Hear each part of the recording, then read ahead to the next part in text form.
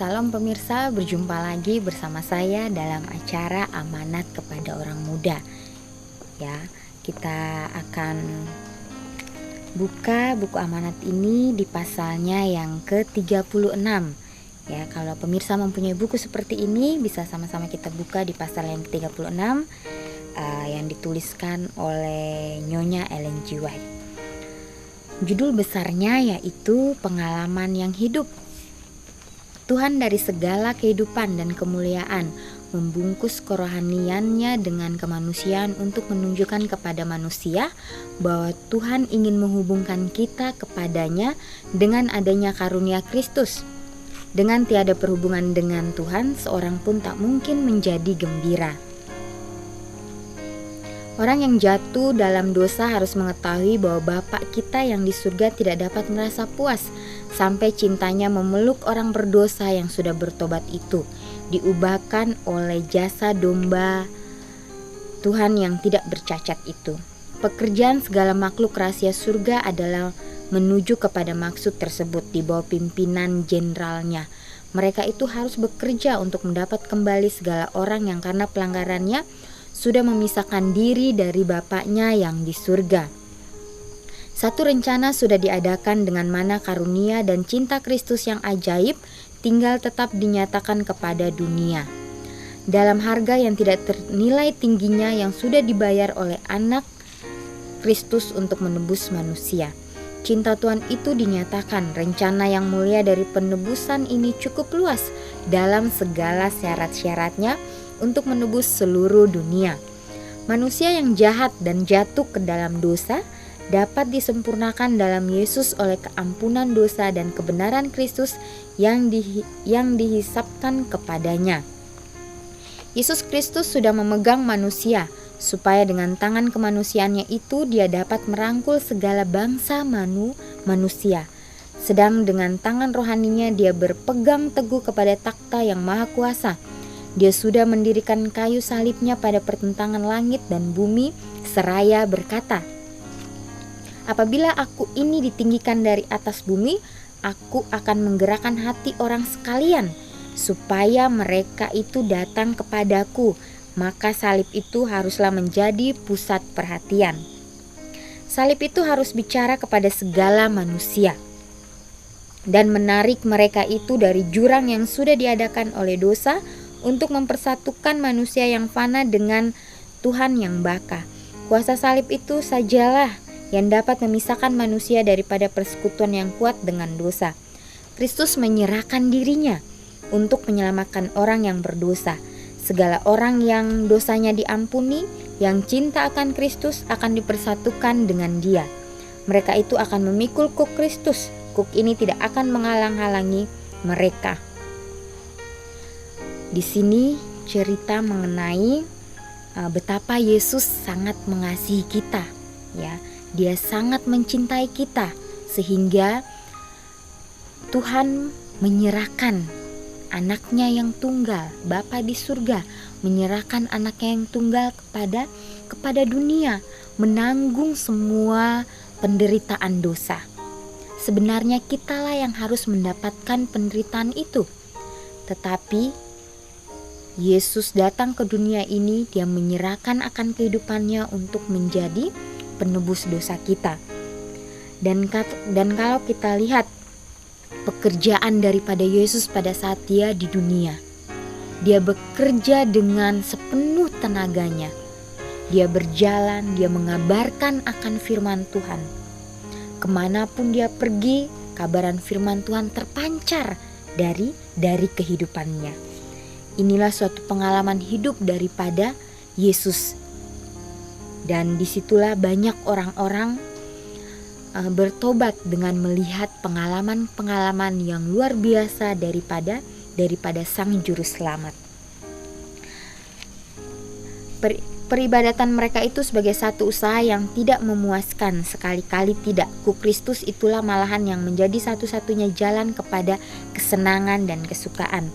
Orang Kristen itu patut bersuka-suka dalam memikir-mikirkan perkara yang sudah dibuat oleh Tuhan dalam memberikan anaknya yang tunggal untuk mati buat dunia, supaya barang siapa yang percaya akan Dia jangan binasa, melainkan beroleh hidup yang kekal. Kesetiaan kepada Kristus. Semua orang yang berdiri di bawah panji-panji Raja Immanuel yang berlumuran darah itu haruslah menjadi serdadu-serdadu yang setia dalam bala tentara Kristus. Mereka itu sekali-sekali tidak boleh menjadi tidak setia, tidak jujur. Banyak dari antara orang muda akan berpihak kepada Kristus, penghulu kehidupan itu, dengan kehendak sendiri. Tetapi kalau kiranya mereka itu mau berdiri terus pada pihak Tuhan, mereka itu harus selalu memandang Yesus, kapten mereka itu, hendak menerima perintahnya. Mustahilah mereka itu tetap serdadu-serdadu Kristus, sedangkan mereka terus mengadakan persekutuan dengan setan dan membantu pihak setan. Karena dengan demikian mereka pun akan menjadi musuh Kristus. Mereka itu akan mendurhakakan segala kepercayaan yang diserahkan kepadanya. Mereka itu akan merupakan satu mata rantai di antara setan dan serdadu-serdadu Kristus yang benar. Sehingga dengan perantaraan perkakas-perkakas yang hidup ini, musuh selalu akan berusaha mencuri hati serdadu-serdadu Kristus. Jika kita ingin menjadi serdadu-serdadu atau tentara-tentara Kristus, kita harus berpegang teguh pada firman Tuhan. Jangan sampai setan melihat akan gerak-gerik kita sudah melenceng dari jalan yang Tuhan berikan kepada kita, mereka akan masuk dan mereka akan mengelabui setiap perjalanan kita. Untuk itu, biarlah kita terus berpegang teguh pada firman Tuhan. Biarlah kita tetap setia menjadi serdadu-serdadu Kristus. Namamu boleh tetap tinggal di dalam buku gereja dan mengaku bahwa engkau menjadi anak Tuhan. Tetapi teladanmu, pengaruhmu memberikan pandangan salah tentang tabiat Kristus, dan engkau memimpin orang-orang lain pergi dari Dia. Tidak ada kesukaan, tidak ada perdamaian atau kegembiraan kepada seorang yang mengaku percaya, sedangkan jiwanya tidak dikerahkan dalam pekerjaan yang Tuhan sudah berikan kepadanya untuk dikerjakan. Dia selalu membawa dunia ke dalam gereja bukan oleh pertobatan dan pengakuan, serta penyerahan kepada Tuhan, melainkan oleh penyerahan yang makin bertambah-tambah kepada dunia dan bergiat pada pihak setan, gantinya pada pihak Kristus dalam peperangan itu. Jadi bila mana kita setiap saat atau setiap ada perbaktian di dalam gereja, kita terus hadir. Ya, terus hadir di tempat itu, tetapi hati kita memikirkan hal-hal yang lain. Itu sama saja kita sudah mengelabui akan diri kita sudah menipu hati kita, terlebih kita menipu Tuhan. Dan biarlah dimanapun kita berada, baik itu di gereja, baik itu di luar di gereja, kita boleh menjadi terang, kita boleh menjadi sukacita bagi orang lain. Biarlah teladanmu mempengaruhi akan orang lain. Perlu pengetahuan melalui pengalaman. Saya ingin mengundang di sini Nyonya White ya. Nyonya White ingin mengundang orang-orang muda supaya memutuskan benang yang sehalus-halusnya yang mengikat engkau dalam perbuatan keduniawian. Keluarlah kamu dari antaranya dan bercerailah dengan mereka itu, dan janganlah menjamah yang najis itu, maka aku pun akan menerima kamu dan menjadi bapamu, dan kamu menjadi anakku laki-laki dan perempuan. Demikianlah sabda Tuhan yang Maha Kuasa adanya. Maukah orang-orang muda kita mendengarkan suara undangan lain? Betapa sedikit orang-orang muda kita merasa betapa perlunya mengadakan teladan di hadapan teman-temannya orang muda, satu teladan yang seperti Kristus dalam hidup dan tabiat mereka. Banyak dari antara orang-orang muda kita mengerti teori kebenaran, tetapi betapa sedikit yang mengerti pengetahuan yang didatangkan oleh pengalaman sendiri akan arah kebenaran itu atas segala tindakan mereka setiap hari. Di manakah pekabar-pekabar Injil muda yang sedang melakukan pekerjaan yang datang kepada mereka itu dalam ladang yang luas? Di manakah orang-orang muda yang tiap hari menjadi murid dalam sekolah Kristus? Biarlah mereka itu tidak pernah merasa bahwa mereka itu sudah sedia hendak tamat. Biarlah mereka itu menunggu pada halaman Tuhan, supaya mereka itu dapat dipimpin tentang bagaimana harus bekerja bersama-sama dengan makhluk-makhluk rahasia surga. Orang muda yang kekasih, saya ingin berkata dengan tegas kepadamu, karena saya mau supaya engkau selamat. Janganlah membuang waktu lagi. Engkau tidak dapat berbakti kepada Tuhan dan kepada Mamon sekaligus.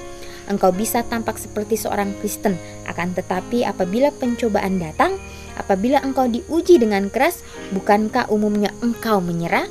Wah, jadi sebuah amaran ya bagi orang-orang muda pada saat ini. Nyonya Ellen G. White menggambarkan kepada semua orang-orang muda supaya mendapatkan pengalaman berjalan bersama-sama dengan Kristus. Disitulah kita akan bertumbuh. Disitulah kita akan mempunyai pengalaman indah. Disitulah kita akan merasakan bagaimana perasaan kita melayani Dia. Sebagaimana Yesus contohkan pada saat Dia berada di dunia. Banyak sekali mujizat-mujizat yang terjadi.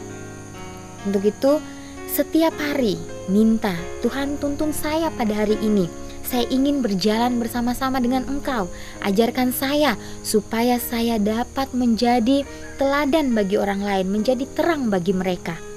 Dimanapun kita berada, di tempat kerja kita, di rumah kita, dan di tetangga-tetangga kita, teman-teman kita sepergaulan, biarlah kita menjadi terang bagi mereka.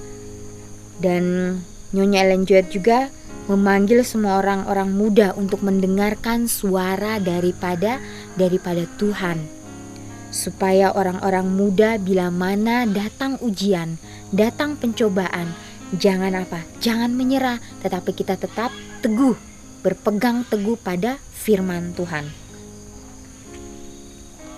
Persekutuan Masehi. Perjuangan yang engkau harus perankan terdapat dalam hidupmu sehari-hari. Maukah engkau pada waktu percobaan meletakkan segala yang tekun, berusaha mencari nasihat dari Yesus? Banyak orang mengatakan bahwa sama sekali tidak ada jahatnya pergi mengunjungi satu pertunjukan musik dan meninggalkan perbaktian, ataupun menjauhkan diri dari kumpulan-kumpulan di mana hamba-hamba Tuhan akan mengumumkan pekabaran dari surga. Adalah selamat bagimu kalau berada hanya pada tempat di mana Yesus Kristus bilang Dia akan hadir. Semua orang yang menghargai perkataan Kristus tidak akan menyimpang dari perkumpulan sembayang atau dari perkumpulan di mana juru kabar Tuhan sudah dikirim untuk memberitahukan kepada mereka itu segala perkara mengenai perkara-perkara yang kekal. Tuhan Yesus sudah berkata, barang di mana ada 2 atau 3 orang berhimpun oleh karena namaku, maka aku pun serta di antara mereka itu. Dapatkah engkau memilih kesukaan hatimu sendiri, dan kehilangan berkat itu adalah penurutan kemauan hati dalam segala perkara ini yang besar, sekali pengaruhnya bukan saja atas hidup dan tabiatmu sendiri, melainkan atas hidup dan tabiat teman-temanmu. Jadi sangat luar biasa ya, bila kita menghargai perkataan Kristus. Karena bila mana ada 2 atau 3 orang berhimpun oleh karena namaku, maka Yesus akan hadir di tengah-tengahnya. Dia akan hadir untuk memberikan pengertian kepada kita. Dia akan hadir untuk menjelaskan apa yang kita tidak tahu atau kita tidak mengerti. Perbuatan bicara lebih keras daripada perkataan, dan segala orang yang suka kesenang-senangan duniawi tidak menghargakan berkat yang limpah dalam perhimpunan umat Tuhan. Mereka itu tidak menghargakan kehormatan dalam mempengaruhi teman-temannya supaya pergi bersama-sama dengan mereka itu dengan pengharapan supaya hati mereka itu dapat dijamah oleh Roh Tuhan. Siapakah yang pergi dengan mereka itu kepada perhimpunan duniawi itu? Yesus tidaklah di sana hendak memberkati orang yang berhimpun itu, tetapi setan akan mengingatkan banyak perkara kepada pikiran yang akan mendesak keluar segala perkara-perkara yang berhubungan dengan soal-soal yang kekal. Yaitulah kesempatan yang sebaik-baiknya bagi dia untuk mengacaukan yang benar dengan mencampur dia dengan yang salah. Oleh kunjungan kepada pertemuan-pertemuan duniawi, ditumbuhkanlah satu keinginan kepada kesukaan-kesukaan yang mendatangkan birahi, dan kuasa batin pun dilemahkan. Semua orang yang suka kepelisiran dapat memelihara satu rupa peribadatan, tetapi mereka itu tidak mempunyai perhubungan yang penting dengan Tuhan. Percaya mereka itu mati adanya, gairahnya pun sudah tidak ada lagi. Mereka itu sama sekali tidak merasa mempunyai kewajiban untuk mengatakan perkataan yang perlu pada waktunya kepada jiwa-jiwa yang jauh dari Kristus, dan mendesak mereka itu supaya menyerahkan hatinya kepada Tuhan. Di sini dikatakan sebaiknya kita menjauhkan akan pertemuan-pertemuan duniawi. Pertemuan-pertemuan seperti apa yang harus kita jauhkan? Mungkin dengan tontonan-tontonan, mungkin dengan senda gura yang membuat kita tidak kita tidak berpaut kepada Tuhan, dan juga hal-hal yang tidak penting di dalam kehidupan kita. Kita jauhkan itu. Biarlah di dalam kehidupan kita selalu merenungkan akan kasih Tuhan, akan penyertaan Tuhan kepada kita. Kita saksikan juga kepada orang lain bagaimana Tuhan sudah menjaga, Tuhan sudah melindungi, merawat kita. Agama bukan satu sifat ibahati. Ibadat yang suci dan yang tidak berkecelaan bukanlah satu sifat ibahati, melainkan peri melakukan pekerjaan kasihan dan cinta. Ibadat yang demikian perlu bagi kesehatan dan kesukaan. Dia memasuki Ka'bah jiwa yang sudah dicemarkan oleh dosa dan mengusir tamu-tamu dosa yang tidak disukai itu dengan cemeti. Dengan pekerjaan di dalamnya, ibadat itu menguduskan semuanya oleh hadiratnya, menerangi hati dengan sinar terang dari matahari kebenaran. Ibadat itu membukakan jendela jiwa ke arah surga, membiarkan masuk cahaya matahari dan cinta Tuhan. Bersama dengan itu datanglah ketenangan dan kesentosaan hati, kekuatan tubuh, pikiran, dan batin bertambah karena suasana surga mengisi jiwa sebagai satu perkakas yang hidup dan giat. Biarlah dimanapun kita berada, kita boleh membawakan suasana surga kepada siapapun, sehingga mereka juga boleh merasakan kehangatan surga. Walaupun kita sebagai manusia banyak tantangan, rintangan yang akan kita hadapi, tetapi kita harus mempunyai keyakinan bahwa Tuhan akan menuntun kita untuk kita mempunyai kerendahan hati untuk mengasihi satu dengan yang lainnya, sehingga kita boleh membagikan setiap firman Tuhan dimanapun kita berada. Kita bungkus bagus-bagus firman Tuhan itu sehingga boleh menarik orang untuk datang kepada kita. Untuk itu Nyonya White mengamarkan atau mengatakan kepada kita orang-orang muda untuk mempunyai pengalaman hidup berjalan bersama-sama dengan Kristus, sehingga itu boleh menjadi kesaksian hidup bagi orang-orang di sekitar kita. Karena pada zaman ini sangat diperlukan tenaga-tenaga orang-orang muda untuk maju menjadi serdadu-serdadu Kristus, untuk memimpin barisan depan. Biarlah kita sebagai umat-umat Tuhan, kita boleh terus mempelajari firman Tuhan, sehingga kita boleh mempunyai iman yang teguh untuk mengabarkan firman Tuhan dimanapun kita berada. Inilah pembahasan amanat kepada orang muda, kiranya Tuhan memberkati.